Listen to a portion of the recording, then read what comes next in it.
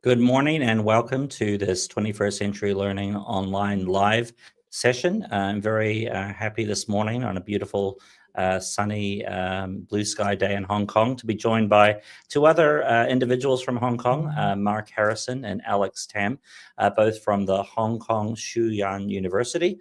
And they're going to be sharing today on a really important topic. You know, with 21st Century Learning, we're doing more and more focus around wellness and in schools and supporting students in all the different ways we need to. And one of those key ways, of course, is through school counselling. And so today they're going to be sharing around how leaders can support effective school counselling in schools. So with that, I'd like to hand over to Mark and Alex. And we will, in the end, be able to do some questions. So please drop any questions you have into the chat or provocations. If you're joining from X or another platform that doesn't support questions, then please just jump onto the YouTube channel or one of the other platforms. With that, I'd like to hand over to Mark and Alex. Over to you guys. Thanks, Justin. Good morning, everyone. Hopefully everyone can hear me and see the slides. My name's Mark Harrison. I'm an associate professor at Hong Kong Shu-Yan University, and for the last couple of years, my colleague Alex Tam, who is a research assistant, and we've been conducting some research into school counselling, and we've been collecting the perspectives of different stakeholders in different kinds of schools in Hong Kong. And our objective is to look at what it means for counselling to be effective and the factors that influence the effectiveness of school counselling. And what we're going to do today is we're just going to present part of our research, which involved the perspectives of school leaders, because increasingly we recognise that school leaders are really crucial in shaping the effectiveness and the implementation of school counselling. So over the last couple of decades, of course, well-being has become increasingly important in schools. So I myself worked in schools for 23 years before I became an academic.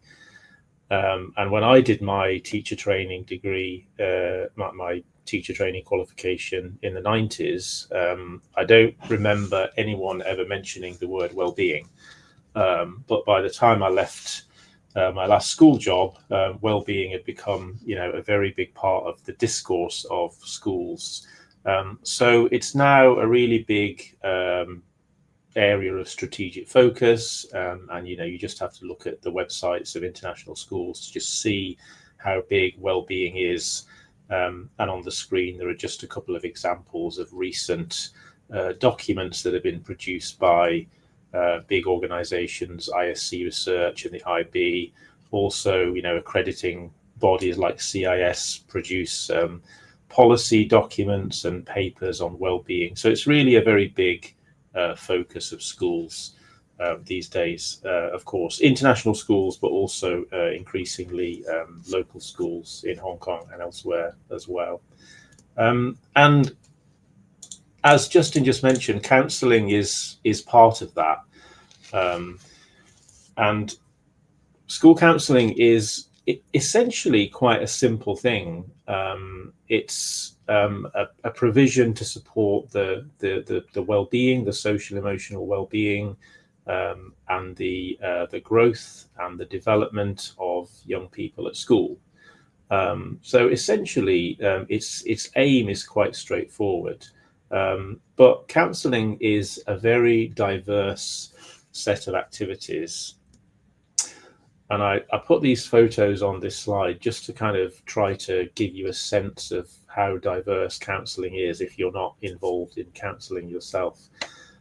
So probably when you think of school counsellors, you think of them meeting with students one-on-one, which is certainly a big part of what counsellors do.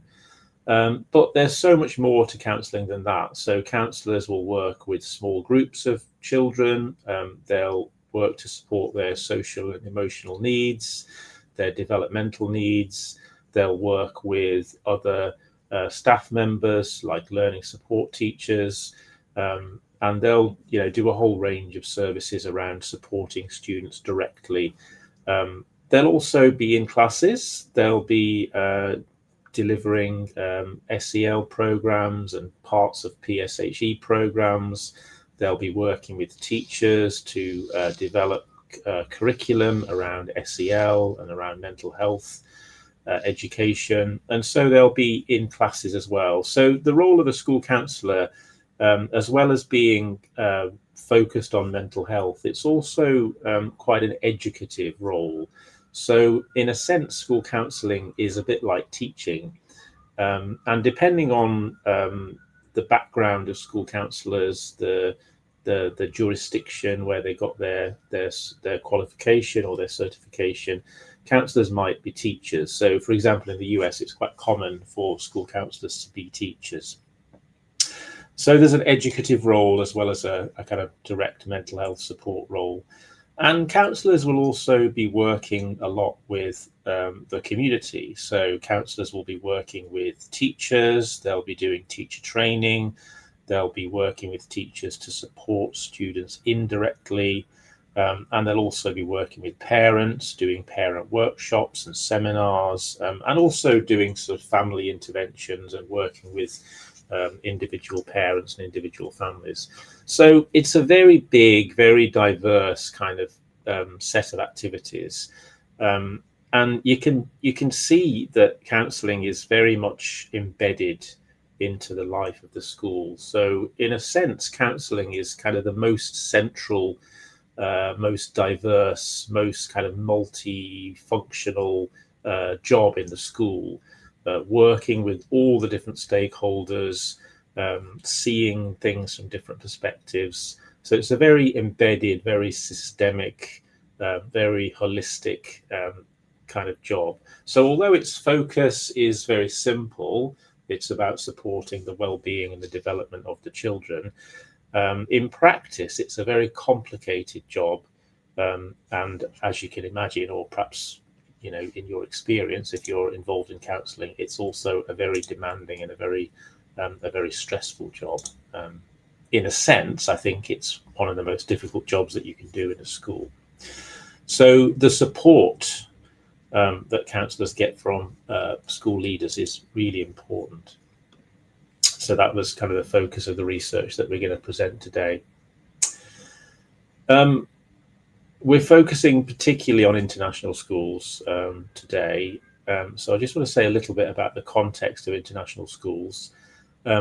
These days, international schools claim to prioritise student well-being as one of their strategic foci.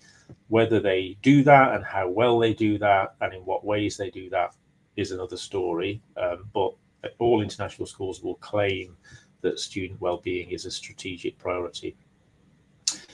The de facto purpose of international schools is to provide social and educational capital for economically advantaged, economically elite groups of parents and their children.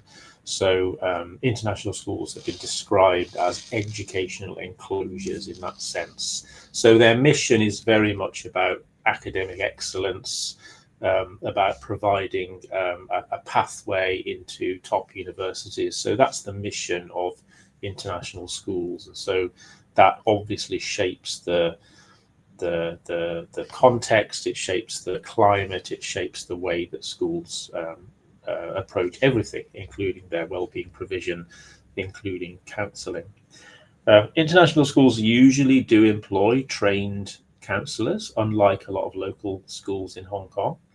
But the provision for counselling varies very widely depending on the school. So schools will do counselling in very different ways, and that will be influenced by the institutional ethos of the school, the climate of the school, the national affiliation of the school, and also, of course, the principal themselves.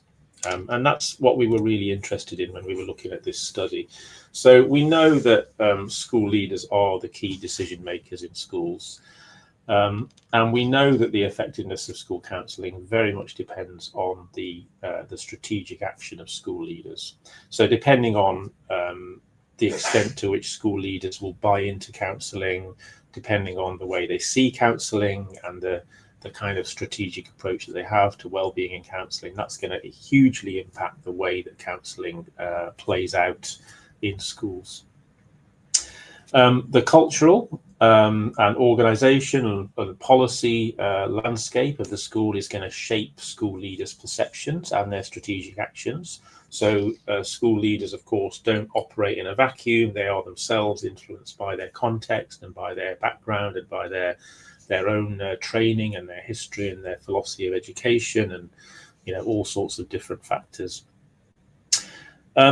There's surprisingly little research on this topic. So, of course, there's lots of research into school leadership around teaching and learning, around education, but there's not really anything about school leadership as it pertains specifically to well-being and counselling. So this is something that we wanted to look at. We wanted to address this research gap and look at influence counselling. So in our study, we interviewed a number of school leaders across 9 different international schools. So we actually interviewed 10 senior leaders. They were heads of school or principals or vice principals, 5 male, 5 female, quite a big age range. And we interviewed them. The interviews lasted about an hour. They were all conducted in English. And we did this because there isn't really any research on this topic, and so we don't really have any models to test. We don't really have any sort of quantitative approach that we can use. We don't have any sort of theoretical model that we can use to inform our research, and so we took a very exploratory kind of qualitative approach. And what we were interested in isn't just describing the perspectives of school leaders. We also wanted to kind of get underneath those perspectives, and we wanted to try and figure out what was going on, what was driving the perceptions and the strategic actions of school leaders. And so we used an approach to analysis called critical realism. And I won't get into this very much, but if you're interested, there's a very good paper which I've just put on the right of the screen. If you can look it up later if you're interested in finding out more. But this is really trying to get to the underlying causative, generative mechanisms that inform action and practice. So we're not interested in just describing what the participants said, but we were interested in asking why they did what they did, why they thought what they thought, how they supported counselling or perhaps undermined counselling. So it was very much a sort of a causative focus. And we're also interested in the context, and critical realism also recognises that action very much depends on context. And critical realism is also very kind of emancipatory in its approach, in its axiology, in its ethics. And so it's interested in challenging the status quo and improving things and shifting structures and shifting systems so that things can be better. So we used this framework because it kind of fitted our approach to research and what we were trying to do in terms of getting underneath the hood, as it were, and figuring out why things were happening. So after our analysis, which I won't describe in any detail, we came up with 4 different themes. The first theme we called centralising counselling. And this was the way in which school leaders prioritised counselling and made counselling a core part of the school's mission. So they actively changed the school culture or tried to shape the school culture to emphasise mental health and well-being and counselling. So the principals that or heads of school that we interviewed, they talked about this kind of deliberate attempt to make well-being a central focus of the school. They tried to align well-being and counselling with the direction of the school. one of the participants called that creating a fertile, receptive place for counsellors to work. Part of doing that involved increasing visibility. So counsellors are often quite invisible. They're quite marginalised in school. Sometimes they're quite hidden. Sometimes the nature of their job, depending on the school, can be quite invisible. And so the school leaders talked about how they try to increase the visibility of counselling, how they tried to reduce stigma by making counsellors more accessible, more integrated into school life, getting them involved in things like assemblies and different classes and co-curricular activities. So really trying to proactively embed them into the life of the school and just make them more visible, and therefore make counselling more kind of normalised and less stigmatised and more accessible. And through doing that, they felt they were able to build trust and build accessibility and normalise help-seeking behaviours and break down some of the barriers, some of the cultural and logistical barriers that stopped students from accessing counselling. They also talked about embedding well-being into professional development of teachers as well as counsellors. So making it a focus of the whole school, not just making the counsellors themselves more visible, not just providing resources for counsellors, but also working with the whole school community to make well-being a focus of the school. They talked about including well-being and counselling in their strategic planning, in the narratives of the school, in the guiding statements, putting information about wellbeing and counselling on websites, making it very visible, making it very obvious, and just ensuring that counselling was integral to the whole school community and the whole culture of the school.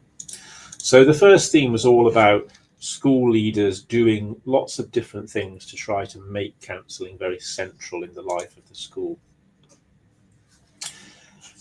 The second theme we call promoting collaboration, and there were some challenges that the school leaders said that they faced. One challenge was about role clarity. Most school leaders don't have a counselling background. They're teachers for the most part, and often they don't really understand what counselling is exactly. They don't really understand who counsellors are and how they are different from other types of support staff. So what's the difference between a counsellor and a social worker and a psychologist and a learning support teacher or a guidance teacher?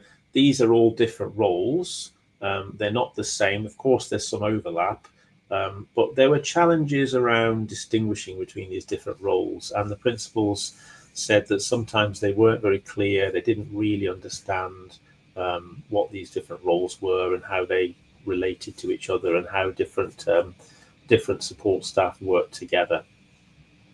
And there were also challenges with collaborating with external agencies. So as well as being a complicated ecosystem in itself, the school is part of a wider ecosystem, and schools need to work with external agencies in order to support the children effectively. So they need to work with the social welfare department and with external psychologists and psychiatrists and perhaps the police and other NGOs. So that kind of collaboration was also impeded or hindered by sort of poor communication and a lack of good systems for making sure that communication is flowing well. So that kind of impacted the effectiveness of counselling. So these were some of the challenges that the school leaders talked about. They thought that working with the school community to enhance communication was really important. So they particularly thought that working with parents and teachers was really important. So doing workshops and doing staff meetings where counsellors were able to explain their roles, clarify what they do, distinguish themselves from other staff members was really important. Working with PTAs to get parents on board and fostering a kind of shared language about student well-being. So, of course, in international schools, people have lots of different backgrounds and they have different ways of thinking about counselling, and they use a different language depending on where they come from and what they're used to. And so creating a sort of common discourse, a common vocabulary around well-being and counselling is something that the school leaders thought was useful in addressing communication around school counselling. And that meant that counselling could be embedded more effectively into the broader pastoral care systems of the school. So counselling isn't just something which is done separately from the rest of the school. It's part of the pastoral care provision, and ultimately it's part of the whole educational provision of the school. The third theme was about addressing barriers. So the school leaders talked about things like cultural stigma, attitudes which were quite negative about mental health support, and unwillingness to go and see counsellors and get help, and also resource limitations, not having sufficient funding or staffing. Of course, the priority in international schools when it comes to funding is teachers, and so counsellors are always, rather a second thought. So that was something which the school leaders identified as a challenge. But they were able to advocate for more resources with school boards and, with funding bodies. They were able to provide training and supervision by allocating resources, perhaps creatively, by allocating funding, perhaps creatively, having good line management to support counsellors. Sometimes counsellors are line managed by people who are not counsellors and they don't know much about counselling, which is not helpful to support counselling. So the school leaders talked about having a good line management structure where counsellors were supported and good systems were put in place so that counselling was more accessible by the students.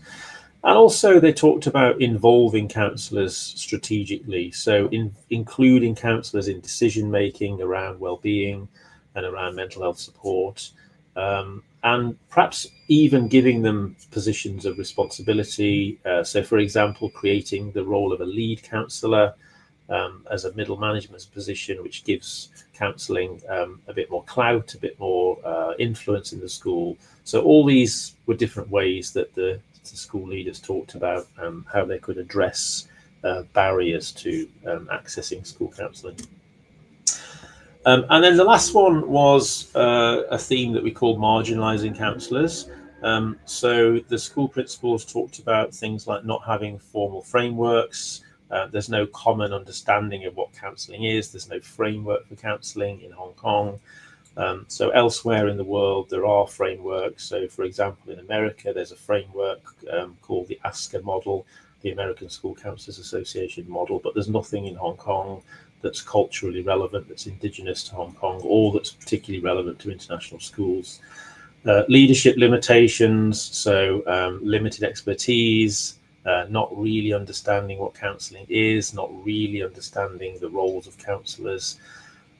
Systemic marginalisation was about the way that structures and policies systemically made counselling less visible or decentralised counselling.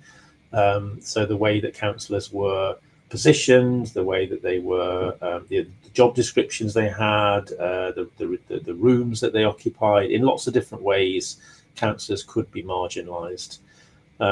There were resource and support gaps. There were, inadequate resources, lower salaries than teachers, counsellors being treated as support staff rather than teaching staff.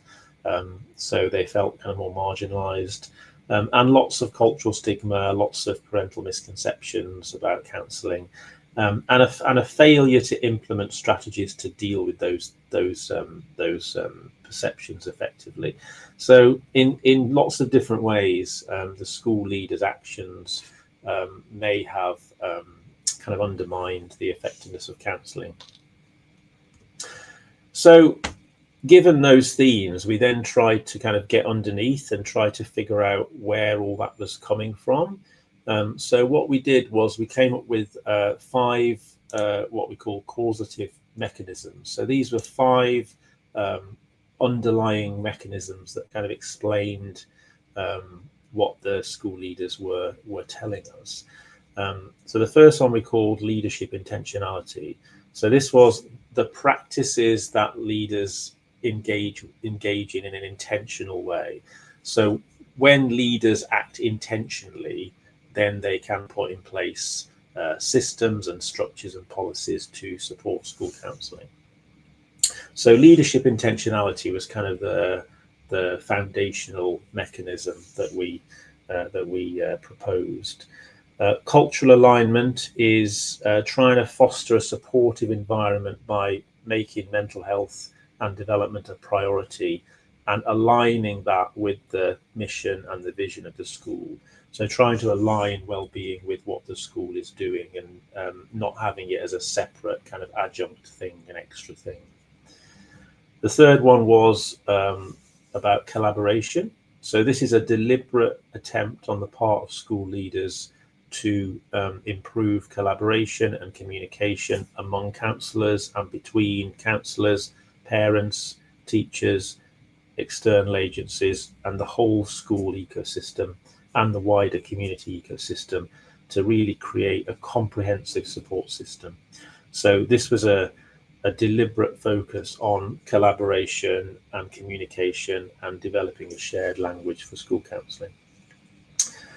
The fourth mechanism we call barrier mitigation. So this is proactively addressing barriers to counselling. So resource limitations, counsellor well-being and burnout, stigma, effective resource allocation, providing professional development and supervision and that kind of thing. So doing lots of different things, putting in place systems and structures that that mitigate barriers, that try to deliberately try to reduce barriers.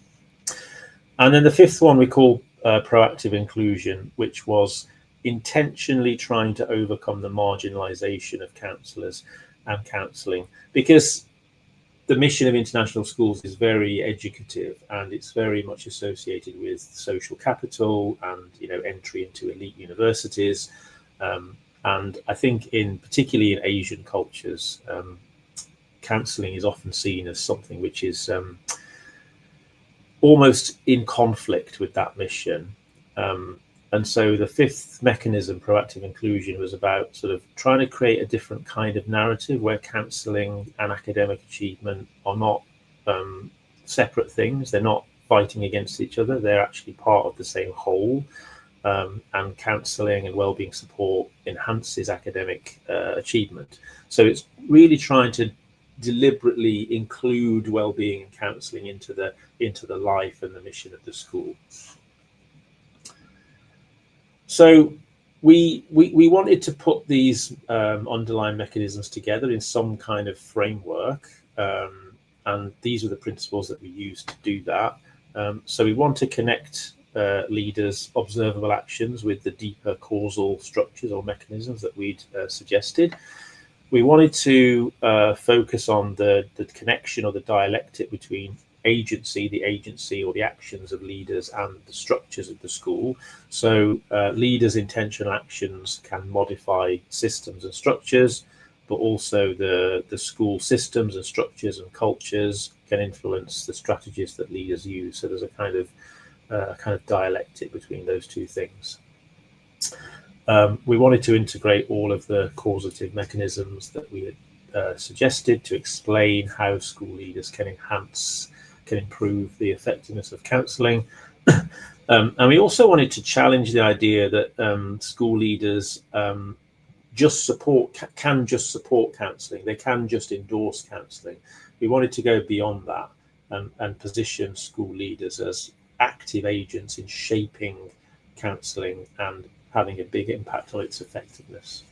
So we were interested in how their strategic action improved counselling and went beyond just endorsing it. So this is what we came up with. This is our model. So we have four parts to this. The first part is contextual structures. So there are certain factors which make up the climate of the school and the wider cultural context.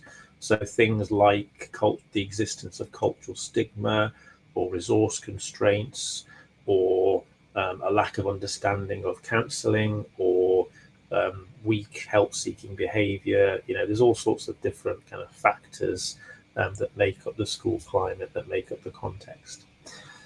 And given those factors, school leaders will then use the causal mechanisms that we suggested to respond to those contextual structures. So leadership, intentionality, and cultural alignment, and those other underlying mechanisms.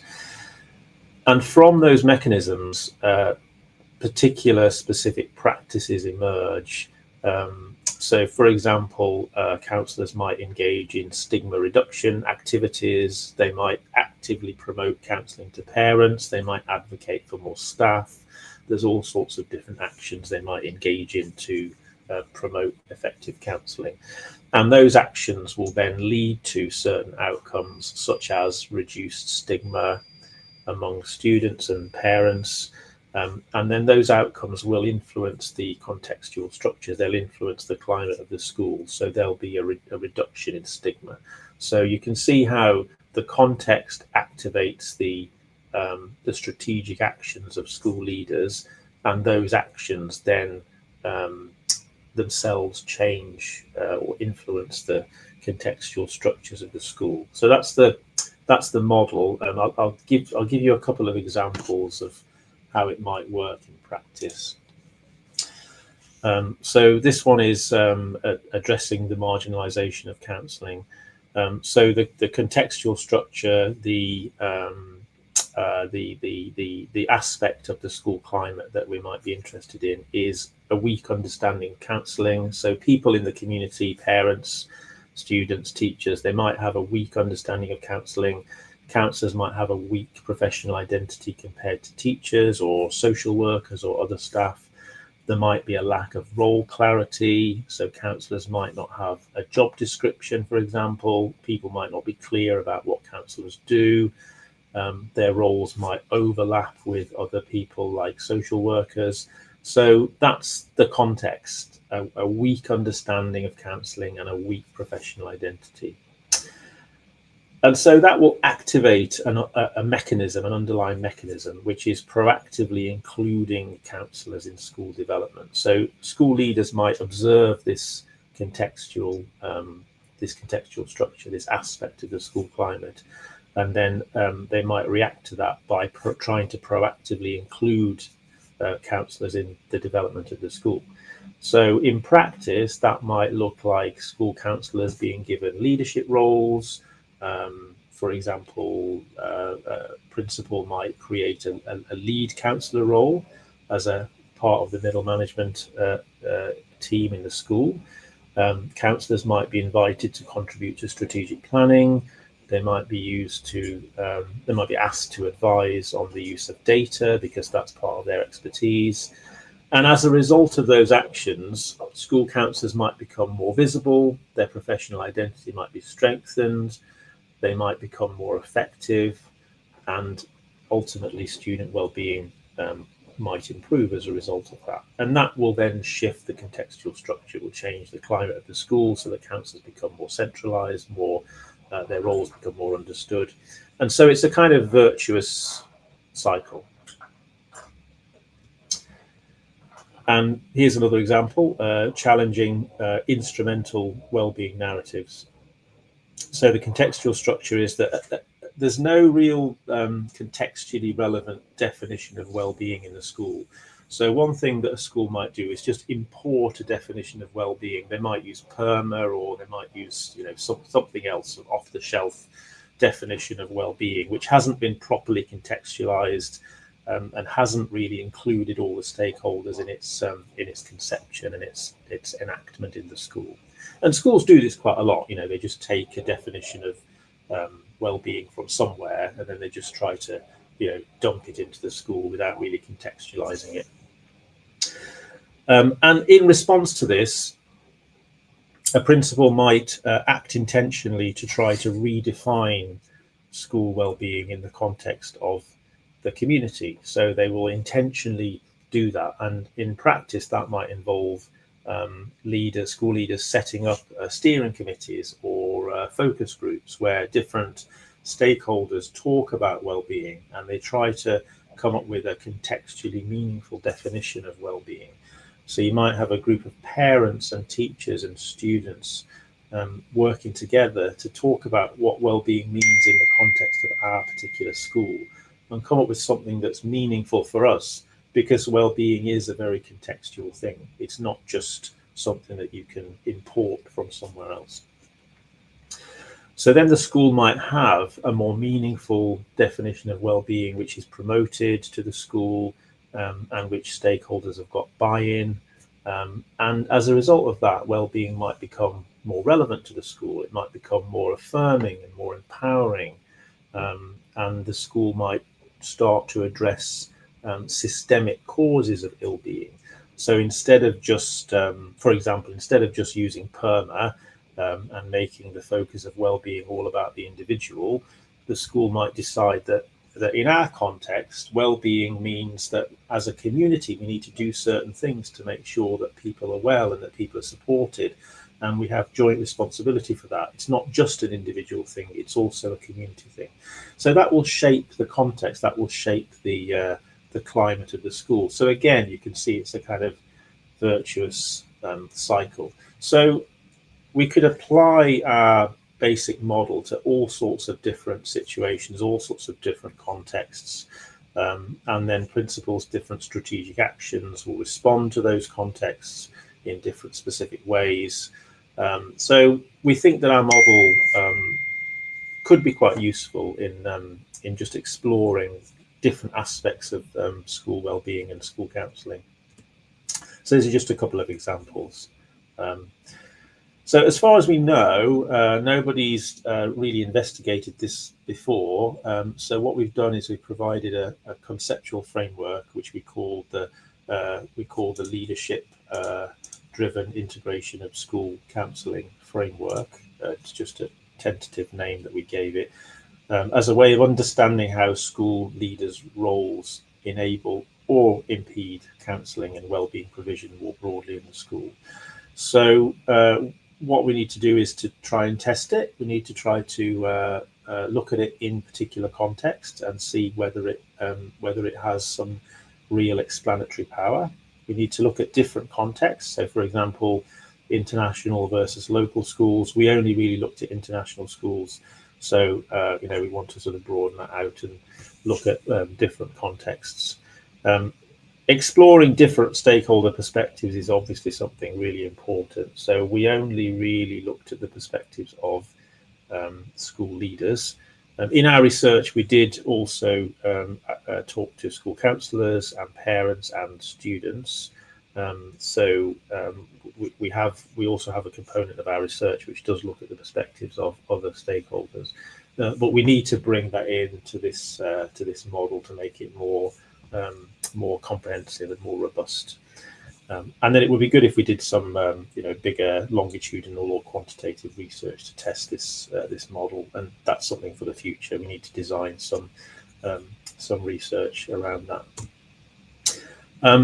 In terms of practical implications for school leaders, there are lots of things that school leaders can do to prioritise counselling and wellbeing. First of all, they can centralise counselling. They can strategically and deliberately embed counselling into the school. They can invite them to participate in strategic planning and the development of policies to prioritise mental health and counselling in the school. Secondly, they can promote collaboration between different stakeholders, between parents and teachers and counsellors and students through different platforms like workshops and seminars. They can embed counselling into pastoral care systems in the school so that there's a shared common understanding, a shared language around counselling and wellbeing support, and everybody is involved in crafting that narrative and communicating effectively. They can address barriers in a proactive way, so advocating for more resources, trying to reduce workloads, deliberately tackling cultural stigma, normalizing counselling, making help seeking more acceptable. And the last one is proactive inclusion. So this is about establishing formal frameworks, integrating counsellors into leadership, middle leadership, and even senior leadership in the school, making counsellors more visible, and developing strategies to counter the marginalisation and the sort of invisibility of counselling, which is a feature of lots of schools. So our key kind of takeaway message is that school leaders can transform school structures, they can transform the climate of schools through intentional action, and they can reshape the culture of schools to make counselling more effective. There's some further reading if you're interested, and my email address is there, which you'll be very welcome to contact me if you'd like to discuss any aspect of school counselling, and particularly the role of leaders in promoting and supporting school counselling in international schools and beyond. So that's what I have to share with you today, and I'll be glad to take questions if you have any. Thank you. Thanks so much, Mark. Really appreciate that. Your whole talk, I think there's a lot to dive into. So if you're out there and have a chat interface, please feel free to drop questions in. But I certainly have some to kick off with. And I guess the first one is a bit of a layup because you sort of covered this in your session. But what would you say is one thing that leaders could do right away if you're a leader out there listening to better support the work of counsellors in schools? Where could leaders start? Because obviously there's a lot that you shared. Where's one place that they should start? I think one thing that school leaders can do is they can start to normalise counselling. They can start to promote counselling. They can start to make it a central part of the school by standing up in front of the staff and the parents and talking about well-being and mental health and counselling. So schools will usually have staff meetings regularly, staff briefings every week or even every day. There'll be lots of opportunities for parents to come into the school. There'll be lots of parent meetings and parent teacher student sessions and PTA meetings. So whenever there's an opportunity, just saying something about well-being, saying this is something that we care about at the school and it's important to us, and mental health supports academic results. It's not something that's antithetical to that. It's part of the holistic education that we provide, and so starting to sort of make counselling seem more normal and more prioritised and more central and more accessible. So I mean, this is a long process. It's not something that you can change overnight. But I think that there are lots and lots of opportunities for school leaders to stand up in front of the community and to craft a certain narrative around well-being and around counselling. I think that's what school leaders do. The very sort of front of house kind of role. You're always on the stage. You're always visible. You're always talking, and you have a lot of power. You really have, especially in Hong Kong and in other Asian cultures. I think because of the nature of the culture, the high power distance culture, you are kind of respected. You are, your opinion is really valued. You are really listened to. You really have a lot of power to shape the climate of the school.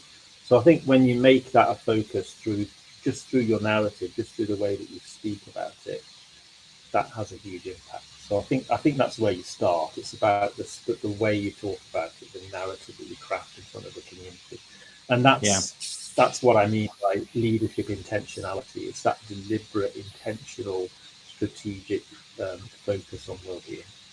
Yeah, I think it's easy sometimes for school leaders because obviously in big K-12 international schools, there's a lot of things going on, and it's probably pretty easy for a school leader, and most school leaders are former classroom teachers, right? To sort of go, well, the council, they're experts on what they're doing, and sort of not really necessarily be intentional about it. And in a way, it kind of reminds me a little bit of my background of technology in schools, and that's an area too where quite often the technology people feel quite isolated and not well understood or not well supported. And so I've always felt that actually it's incumbent upon the people in those roles to advocate for themselves and their own positions and help school leaders understand a little bit more. So I guess the question would be, what can school counselors do to help support their leaders in better understanding what role schools Yeah, counselors have, yeah, overarching yeah, vision of the yeah. school? I think it's a really good question, and a really important role of school counsellors. I think school counsellors have to see themselves as powerful as well. They have to see themselves as having influence. So sometimes when I talk to school counsellors, they say things like, "Oh, I don't have any power. I'm very marginalised. I'm not very visible. I wish the principal would give me more power." But I think you have to develop some social capital. You have to form relationships with people who can be influential. You've got to get to know the school leaders. I think you've got to build relationships with them, build rapport with them, and then I think you've got to kind of educate them and explain to them what counselling is and what counsellors do and how important counselling is and what an impact it can have. I think part of that is using data, because school leaders are all about KPIs and making sure that things are done effectively. And so I think that if counsellors can collect data, if they can demonstrate that counselling is effective, then they can present that in a convincing way to school leaders. So I think it's about kind of stepping up and advocating and spending time really getting to know school leaders and building rapport with them and building relationships with them and really kind of selling themselves and making sure that school leaders know what counselling is all about and what counsellors need. Because I think a lot of the time school leaders, they just don't really know. And they think that everything's okay. The counsellor's just getting on with their job and it's all fine. But actually, there's a lot that could be improved if only they just knew a bit more about counselling and what counsellors need. So I think Yeah. that advocacy on the part of counsellors is really important. Yeah, absolutely. I couldn't have said it better myself. I want to dive a bit more into the data piece. Clive has asked, in what ways do counsellors collect data? What do they do with that data? So maybe talk a little bit more about what counsellors do in that area, and then how they can maybe use that data for advocacy for their role. Yeah, there's lots of different ways that counsellors can collect data. So there's sort of hard data, quantitative data. So there are instruments like there's one called SDQ, Strengths and Difficulties Questionnaire, which is a short questionnaire that kids can do that gives you a sense of their wellness. There are things like PASS, which is Pupil Attitudes to Self and School, which is a short online test that kids can do. I think it's 10 or 12 questions. It's administered by an organisation called GL Education, so you have to pay for it. But it does provide some really good, really rich information that you can use at different levels. So you can look at the well-being of the school as a whole. You can look at individual year groups. You can look at. You can also identify individual students that need help. What's good about PASS is that it allows you to triangulate with academic data and see any discrepancies. So you might have kids that are doing quite well academically and they seem to be fine and no one's really flagging them. But when they do the PASS test, which is about their attitudes to school, you start to see maybe some red flags. And so you can identify these incongruences between kids who are, they're doing okay, they're doing enough, they're successful, but actually there's some underlying problems that's not really showing up, it's not obvious. So you can use that kind of instrument to really identify individual kids that have issues and also particular groups of students that have particular problems. So, you might say, well, you might find that maybe, year 6 girls don't have a very good attitude towards attendance or something like that. So then you can sort of target your interventions a bit better. You can develop a particular intervention, like maybe a series of workshops for year 6 girls around the importance of attendance and the benefits of education or whatever it is. So you can use data to target interventions more effectively. So you're not just doing a sort of one-size-fits-all program for everybody. So I think the data is important for strategically targeting what you're doing. And then, of course, you can also use the data to track improvements, to track the effectiveness of what you're doing as well over time. So if you measure, you do STP or you do PASS, you measure things at different points in time, and you can track over time whether your interventions are being effective or not, and you can tweak it. Mm-hmm. I think that's really powerful to present to the senior leadership, to show them, that what you're doing is effective. Mm-hmm. There's also kind of softer data, qualitative data, which I think is equally important, perhaps even more important, where you just talk to people about well-being and counselling and how they feel about the school's well-being provision and what they need. So having little focus groups of kids and parents and teachers, and just giving them the opportunity, giving them the platform to talk around these issues and just get a sense of how they're feeling and what they need and what kind of support they think might be useful for the school, and then triangulating all of that data in some way and making it coherent. What I always found is that schools are really good at collecting data and quite bad at actually using it. So schools, they have mountains of data, but they don't really do much with it. So I think you have to have people, perhaps people like yourself, Justin, who've got an IT background, who know how to sort of manipulate data and analyze it and present it and use it to inform practice. So Yeah. I think data collection is a big part of school counselling. It's something that school counsellors need to really focus on. Yeah. Well, there's increasingly a lot of sort of ed tech platforms that are trying to tackle this as well, right? Where kids check in once a day, or have to fill Yeah. in, more than just the past, right? Like there's like constantly filling in surveys about how they're feeling or how they're engaging with school. And I don't know if you have any Yeah. view on those as effective platforms. I think those kind of data collection tools are potentially really useful. When I've talked to people about them, they've often said, we don't know what to do with the data. We have all this data every day. We have more data coming in, but we don't know what to do with it. So I think you have to have a strategy for using the data. So it's not just that more is better. Daily data isn't necessarily better than snapshots. It's just that you have to have a strategy to make sure that the data you collect is used effectively. So Yeah, I totally agree with that. Yeah.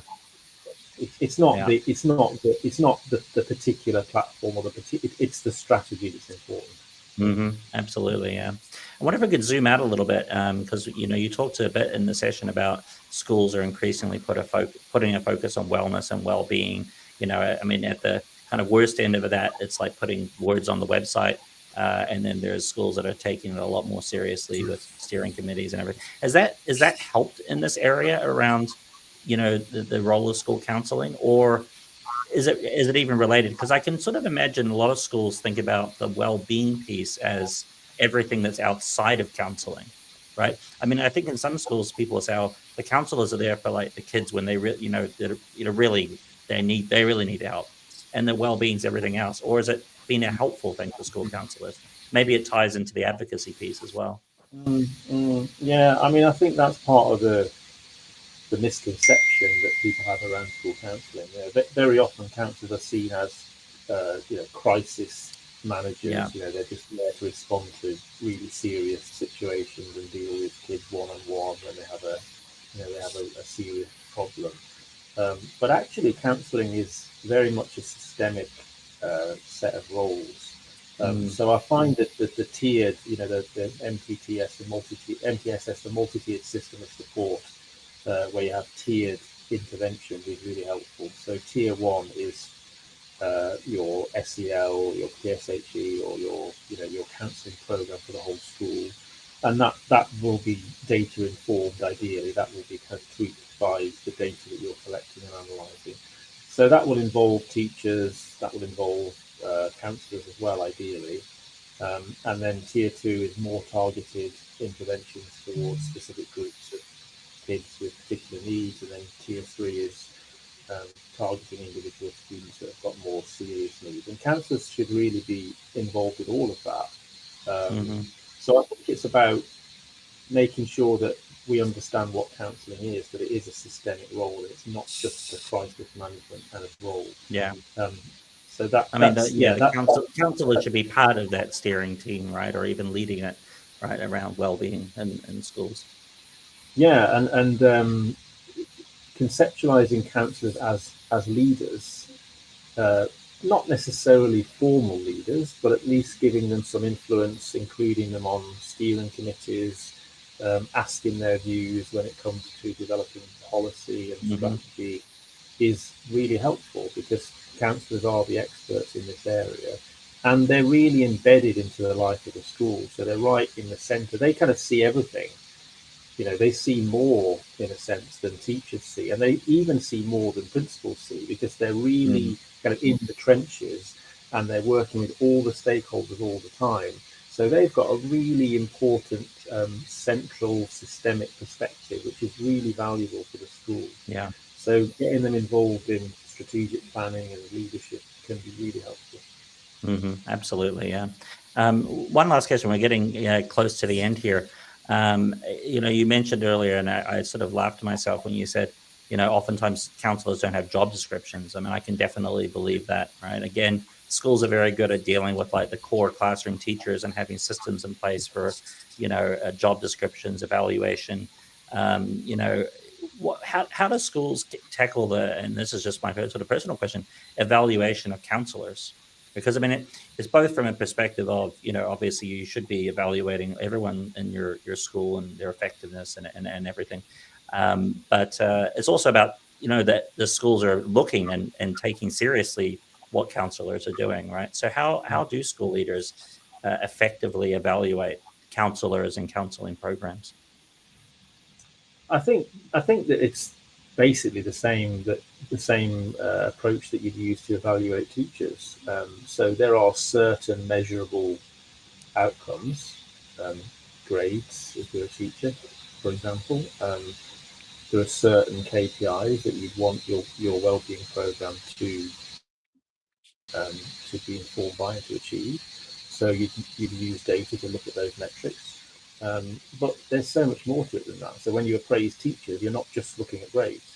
You're looking at a whole range of different things. You're looking at relationships with kids. You're looking at their professional development. You're looking at their commitment to the school. There's a whole range of different aspects of good appraisal, good sort of performance appraisal.